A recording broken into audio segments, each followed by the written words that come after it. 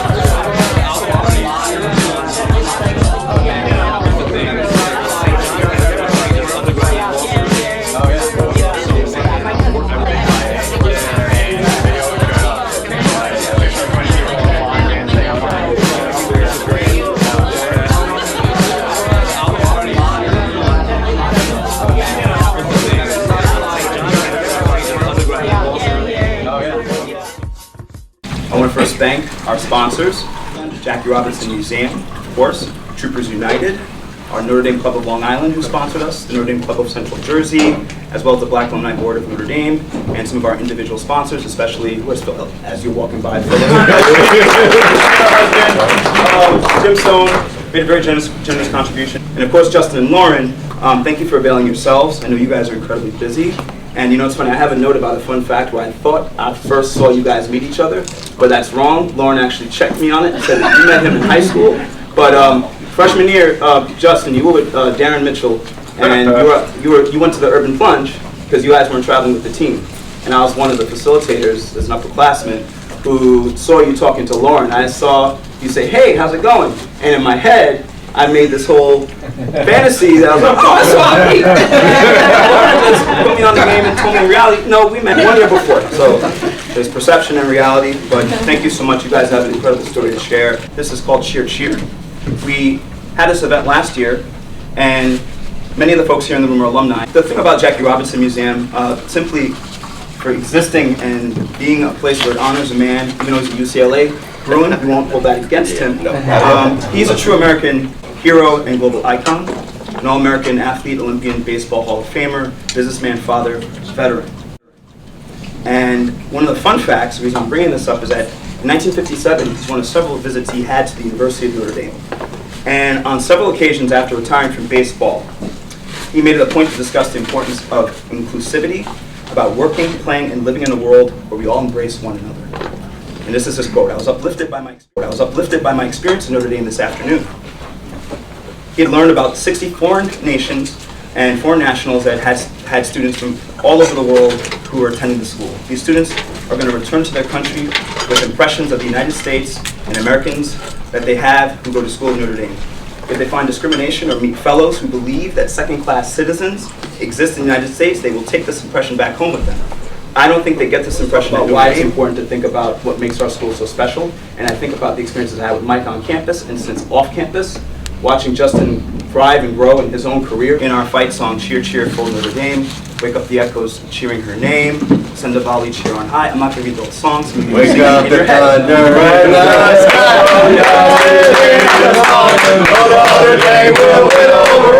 So without further ado, Mike, Laura, Justin.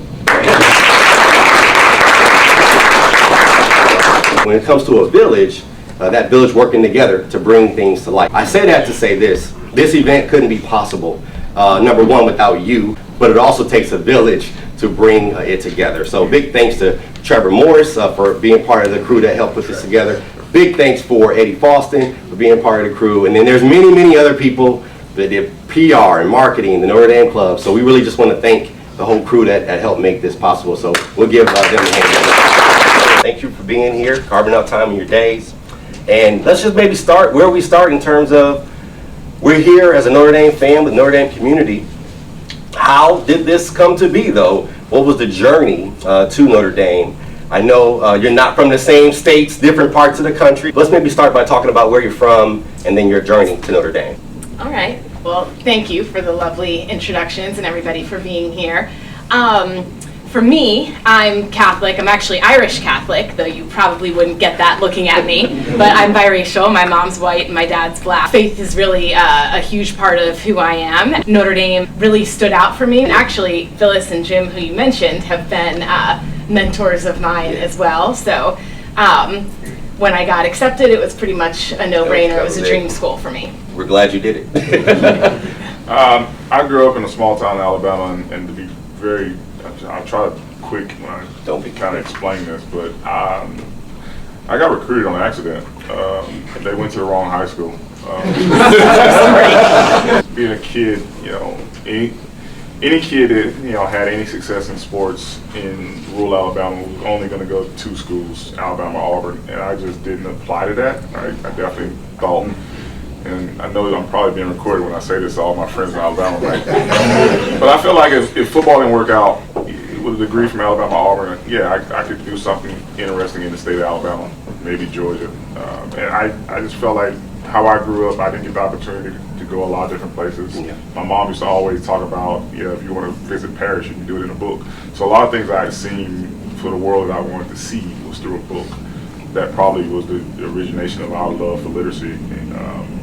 But I kind of, when I had the opportunity, I wanted to get as far away from Alabama. I can tell you stories about things I saw that first time at the university that still resonates to this day about the reasons why I fell in love with the university. I mean, the place is just phenomenal, and I can't speak to that more without just sounding like it's a cult, which it is. But, it's a good cult, it's a positive one. And like I tell people, anybody I get the opportunity to talk to about the University of Notre Dame, I light up, and my wife lights up. And, it's that type of place, and it's had that type of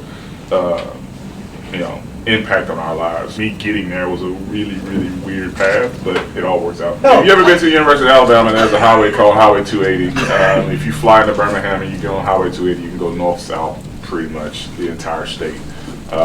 And at the time, this is 1999 or 2000. Yeah, there's no ways. There's no ways. So they probably put the address in MapQuest, printed off the map, and it was following the directions. Well, not following the directions. They pull up to a gas station named Tulam's Gas Station. The gas station is owned by one of my classmates' father. The girl's name is Crystal Barker. She was a clerk that night.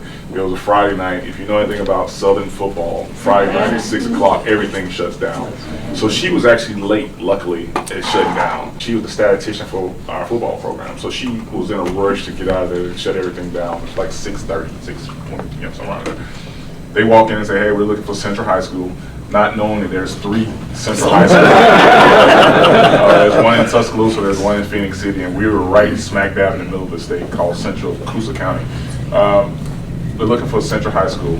We're recruiting a linebacker there. That's all they said to her. And her brain is like, the guy we talking about Justin.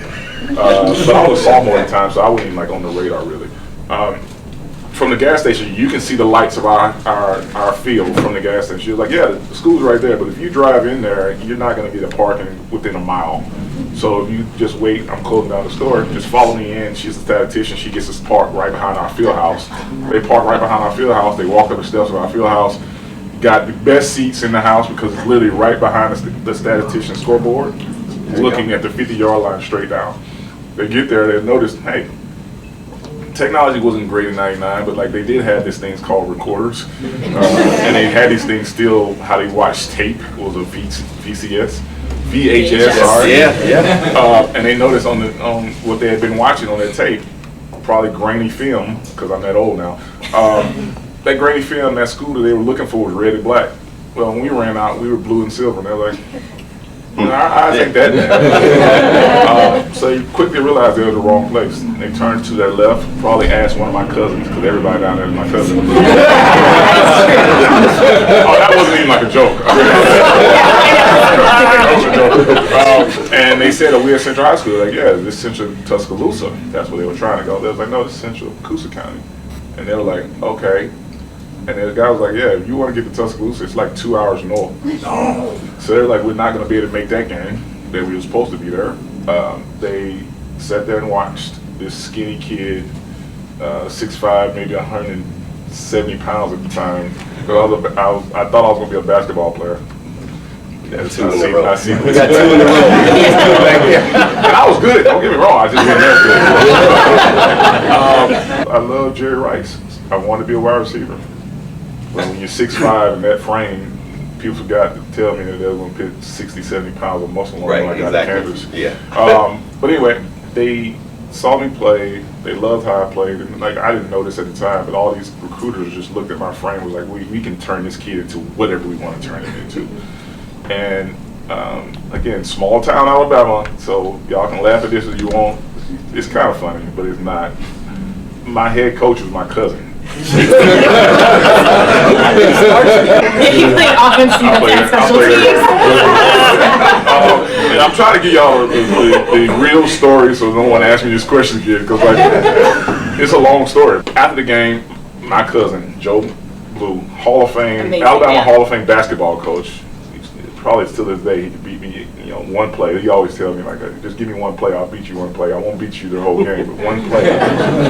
He came up to me at the game and was like, hey, the University of Notre Dame is here to see you. And I'm like, yeah, right.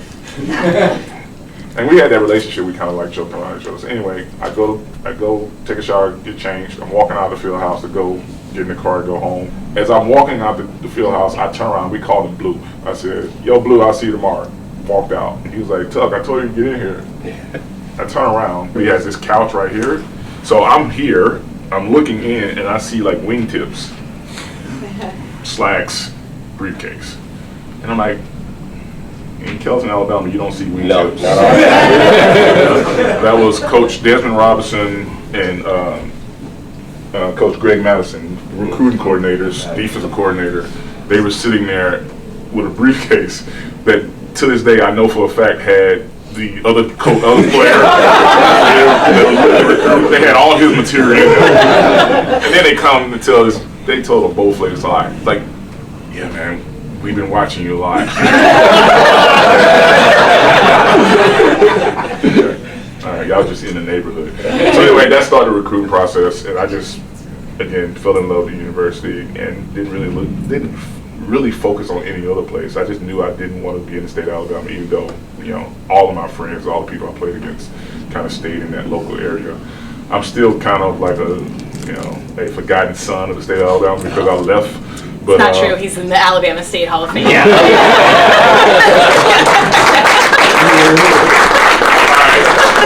So just to help y'all understand how I think, what took them so long? We're thankful for the Stones and everything that led you to come to Notre Dame and be part of this. Now that you're there in this bubble, what's maybe a few things about your experience at Notre Dame that made it special to you? Well, that's a good question. I think probably dorm life for me, as someone who wasn't a student athlete. I did go out for the soccer team and I was cut. But I lived in Kavanaugh Hall, and I actually stayed there all 4 years and lived on campus because I had such a great experience. I made so many friends with the Notre Dame family. If someone went to the university at all, I'll definitely, you know, like, how can I help? Let's have a conversation. But especially if they live in Kavanaugh Hall, I'm like, are we sisters? It's a really great experience. Yeah. A very cool thing that I don't think happens at a lot of other universities. Notre Dame's dorm life is pretty much like a fraternity and sorority experience. You kind of had like the Northeast group of football players, the West Coast group of football players, and basically the South group of football players. The University of Notre Dame does a phenomenal job of, like, even though we are student athletes, they try their best to make sure that we still have that student experience. Right. Whether that be making us, from our freshman year, stay in the dorms. I made a lot of relationships being in a, you know, what I would just say a co-mingled dorm with regular students. A lot of relationships that still to this day are strong. And I know some guys who went to schools who had that separation of kind of campus life that, you know, don't have the same impact in their lives. I would say that was great because I got to, again, be exposed to a lot of different people from a lot of different walks of life. University of Notre Dame pulls from so many different areas of the country in our sports life. I didn't leave the state of Alabama until I was 17 years old. Wow. And that was to go to Georgia. Which is, I grew up 45 minutes from the border. I didn't drive 45 minutes away from my home until I was 17 years old. That lets you know the sheltered, like, crazy farm life I lived. Being on campus and seeing the diversification around people where they're from, whether it be Seattle, Alaska, Hawaii, Europe, obviously New York, the other place, South America, everywhere, Asia, all Wisconsin. My home. Exactly. Such a foreign land. So, like, that in its own right kept me so interested in being around the university, being around campus, because I was, you know, it seemed like every day, every other day, you would meet somebody from some other place and hearing their stories, comparing those stories with yours. And I tell people all the time, I think I'm more of a chameleon in these areas that I frequent now because of the relationships I built and the stories I heard and getting their experiences through. That's what I think one of the beauties of being part of the Notre Dame family. What was it like to try to manage, right, getting started in our kind of post Notre Dame journey? Obviously mine started a year before Lauren's. I think it was tough because I was now thrown into the limelight, which is New York City. And people are pulling me in all different directions to do this, do that. And I had a lot of interest in a lot of different things. So I would say with football as kind of like the main thing, right? And philanthropy and what I wanted to do in philanthropy in this city, it was somewhat overwhelming. So I was blessed in the fact that the next year Lauran actually got a job in this area as well. So we ended up I ended up getting that support needed from a woman like Lauran to, like, kind of help me kind of focus. The efficiency of my time became a lot better, I would say, because of Lauran. And from there, it was kind of like, all right, once we made the decision of where we were going to move as a couple, as a family, then just the resources, which is New York City and Notre Dame in New York City, we tapped into those things and kind of been, you know, I would say,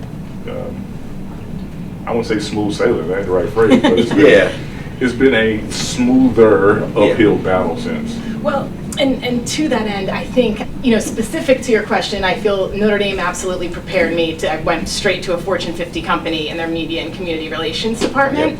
But I think to Justin's broader point of, like, really going from 0 to 100 in terms of lifestyle with NFL attention and contracts, I think keeping a balance, that has served us really well. And that's the spirit of Notre Dame, I think, as well. Well, I know literacy is one of the main things you all are focused on, as well as, I think, criminal justice reform. Can you maybe talk about those two areas of focus and why they mean so much to you? I think I was telling somebody this earlier. My dad was a carpenter, so I was always around him as he was building things. And I never seen him build a house or any structure without first having a phenomenal foundation. And when I think about education, I've always said, and I would dare somebody to argue that the foundation of any phenomenal educational start is literacy. So, like, for us, it was like we had seen the numbers around how our schools were filling our kids, and you can do the researches around certain cities that, you know, have 90% kids in the 4th grade or higher, you know, not reading at a 4th grade level. And what we kind of figured out or learned through the process is that it's literally on the cusp of when these kids are making a decision on if they're going to go, you know, stay in school, stick it out, Right. fight through the course, or drop out. And obviously, we obviously know what happens when kids drop out, especially in a place like New York City, in Brooklyn, or Bed-Stuy. Gangs get involved, et cetera, et cetera. So when we started to kind of look at all the stats around it, we really figured that if we were going to do something in the educational space, we need to do it in literacy. Yeah. So like, again, when I build a house, I want to have a phenomenal foundation. I've never seen a house get built from the roof down. Right. Right. So like that's where we decided to focus. We got the opportunity to partner with some great partners in the city, and what we realized is like even from our operations, we were blessed to raise a lot of capital. Yeah. And didn't really need it for what the scope in which we were operating into a donor advised fund. Yep. And just we continue to look for organizations that have a similar mission in different parts of the country, because I just found that it was easier for us to scale our process, our business, with going out and finding other like-minded people in the Right. space. Yeah, Right. and I would add to that, I think everyone in this room probably agrees, education's an equalizer. They say talent is equal, opportunity is not. And I think even your recruiting story is exactly that, from a farm in Alabama. I have a younger sister who's a neurosurgeon now and overcame a lot as a young Black woman to do so. And I think there's so much advancement for the entire human race if we can find people that might be in under-resourced areas and really give them get them on equal footing. Like we talked about, he didn't have any AP courses in his high school. My high school had 3. I thought we were really doing it. Then I got to Notre Dame and people were like, we had 10. I was like, wow. Yeah, so I think that's where a lot of the passion for education comes from, like living it firsthand. I also think on the criminal justice reform note, that's something that Catholic social justice and even some of the work that's being continued now through Dean Cole at the law school with the exoneration clinic. Yep. Just how many people are wrongfully incarcerated, recidivism rates, and how, like, compared to other first world nations, we're really not doing well. It's such a complex state-by-state issue, but Saint Therese of Lisieux is my favorite saint, and little acts of love. If we can do a little bit here and there, hopefully it'll be a lot when we all do it together. I mean, if you just look at anything I've done in life, like the mistakes that I've made, if I didn't have the right people around me, how that could have turned out. Right, so like when I think about criminal justice reform, and I've got an opportunity to visit, many prisons in different states, red states, blue states, et cetera, et cetera. When I've got an opportunity to be there, just and watch how when someone that has made a mistake has the right community, has the right people that's on their side when they leave that place, how well they do versus the opposite. So like that's something that I've always been taught, always preach to my kids as far as like what we do with our platform. And our platform is not for us. It's not for Justin and Lauran. I feel like what my platform is, because I can never pay it back, I always want to pay it forward. So like we're always looking for things to pay forward from the perspective of just living this helping hand. We've always known just having someone believe in you, no matter what you're trying to do in life, always has pushed us to do bigger and better things. So just imagine if that person who made the mistake coming out of that hellhole, going into, typically they send them right back to the communities in which they just came from. What do you think he's gonna pick up, right? Right. So like I just think what we're doing with Vera and other organizations that are focused on the criminal justice reform, right? And just like I work in finance. I am a capitalist by nature. Think about your taxes. Have y'all looked at how much your actually tax dollars are going towards prisons? So for all the people that are saying to themselves, this is not my problem, yeah, okay. I'll argue that till I'm blue in the face as well. When the Eagles won the Super Bowl this year, Lauran, come on. Okay, I'll say 2 things. One, he alluded to the fact I'm from a suburb of Philadelphia, so I was raised in an Eagles household. But more than that, just in the spirit of good people, Saquon Barkley is a genuinely good human being. We've gotten to know him.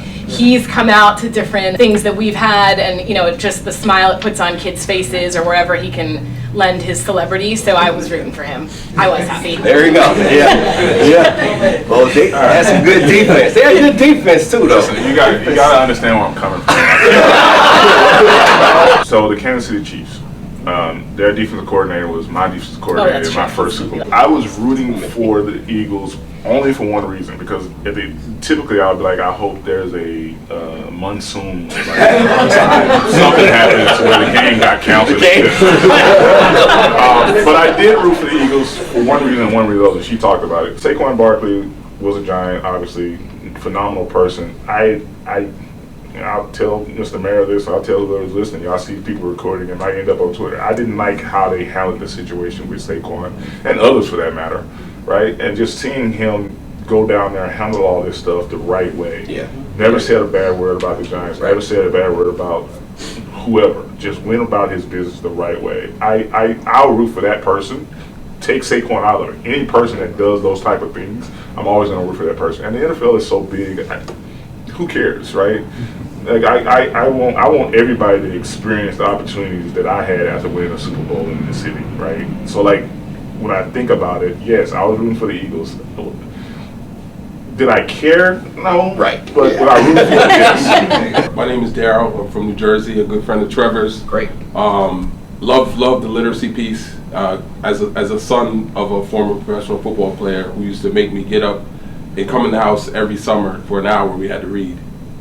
Like, that developed my love of reading. And like you talked about, books would take you places, right? You read a book and it just take you places. So I'll pass the same thing on to my son, voracious reader. But my question is, in the digital and technology space, how do you keep kids passionate about reading? How do you keep them reading when this is in their hand 99% of the time? Have access to just unlimited material, but I do think that we have to really watch that line, because when kids have a tablet or a screen in front of them, I just saw a statistic that said out of 60 minutes, 38 minutes, kids will be distracted on YouTube, on some other program. So that's something that I think is a really important question, and for like the Brooklyn superintendent in the back, for like what's the balance of how much tech we have in schools, and then for each of us in our homes as well, to, our kids are digital natives. It is a struggle. And it's something that we don't have the answer to. I'm just going to continue to bang my head against the wall until we figure it out. And I have two kids that are very similar to me. I got a 15-year-old, 11-year-old that are very similar in the fact that they're stubborn as well. Lauren started the garden in our yard, and she gets our kid, mostly Jonah, but not Jace, but like that's something where when the weather gets nicer, when she starts to go out and garden, that's something he's like, he wants to be a cook, right? So we're just trying to implement things in which can get him off the screen time that is fun, that we appreciate, things like that. Yeah, So it's COVID start a garden. I'm a psychologist, and I bring evidence-based treatments into organizations as well as my private practice. So sports organizations, but a lot of prison work, juvenile prisons, adult prisons.